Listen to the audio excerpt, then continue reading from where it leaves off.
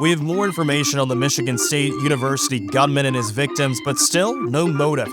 Embattled Homeland Security Secretary Ajejandro Mayorkas is in Poland to discuss Ukraine as calls for his resignation mount. Nikki Haley finally makes it official she is running for president. Chicago and Baltimore schools are getting failing grades, and one of the worst ecological disasters in America's history happened in Ohio. Why isn't the mainstream media covering it? I'm CJ Pearson. What's up, guys, and welcome to the wrap-up, where we break down the biggest stories of the week that you might have missed and definitely need to know. Earlier this week, a gunman, who we now know to be 43-year-old Anthony Ray, opened fire on Michigan State University, killing 3 students and critically wounding 5 others. This is an absolute tragedy. The shooting occurred late Monday night, sending the campus into a frenzy, with students rushing to find shelter and being instructed by police to prepare to hide, run, or fight. Ray, who was killed by a self-inflicted gunshot wound, had a history of mental health problems and a 2019 gun charge that had been a felony but was downgraded by prosecutors to a misdemeanor.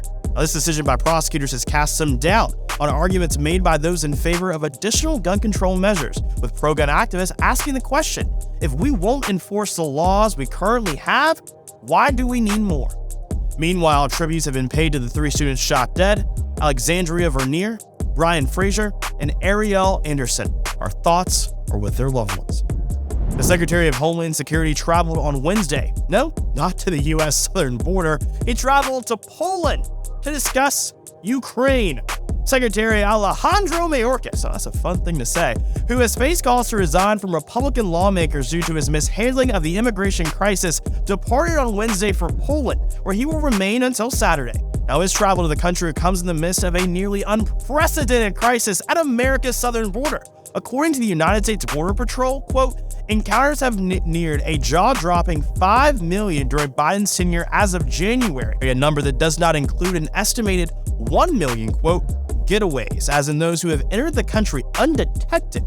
And recent efforts to portray the border crisis as improving has been met with resistance by the Border Patrol Officers Union, who called it, quote, a fairy tale sold by propagandists. The worst-kept secret in presidential politics is no longer a secret. On Wednesday, former South Carolina Governor and UN Ambassador Nikki Haley officially announced her candidacy for the GOP nomination for president in her home state of South Carolina. Let's listen in to what she had to say. I have devoted my life to this fight, and I'm just getting started. For a strong America, for a proud America, I am running for president of the United States of America.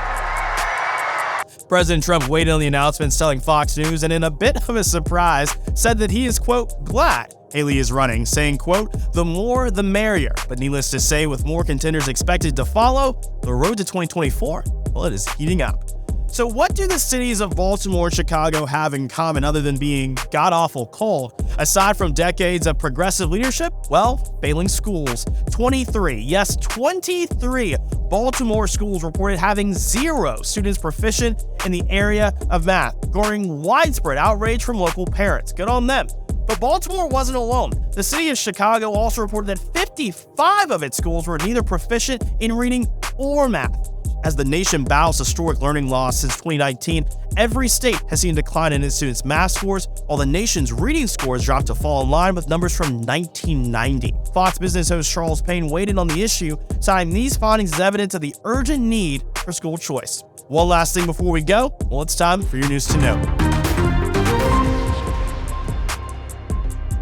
An environmental disaster that has been likened to Chernobyl has gotten very little attention from the mainstream media, leaving many residents of one small Ohio town, well, to wonder why.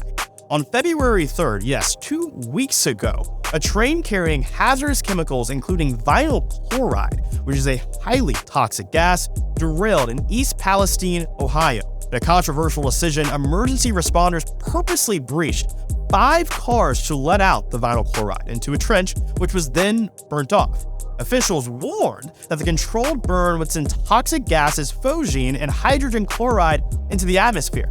And many criticized this decision, including Sil Casciano, a hazmat technician for 21 years who said, quote, we basically nuked a town with chemicals so that we could get a railroad open. A video that has since gone viral across the internet provides some insight into what has been happening on the ground. These aren't storm clouds. This is the they burn off in East Palestine. This is not storm clouds. Look at it. I got arrested because I was going to do a live report about what people need to know. Now, the Environmental Protection Agency said Monday evening it had not detected any concerning levels of toxins in the air quality that can be attributed to the crash as the controlled burn was complete.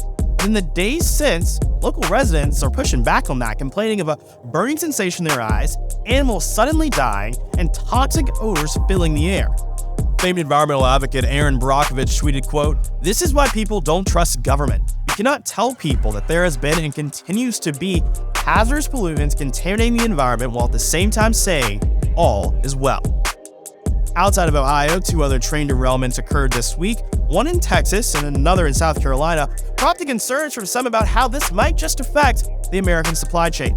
Well, this, of course, is a developing story that we'll continue to provide you with updates as more information becomes available. Well, guys, it is all for us this week. Thank you for tuning in, and be sure to like, comment, and share this video, and be sure to subscribe to PragerU.com and download the PragerU app, and I will see you guys next Friday right here at PragerU.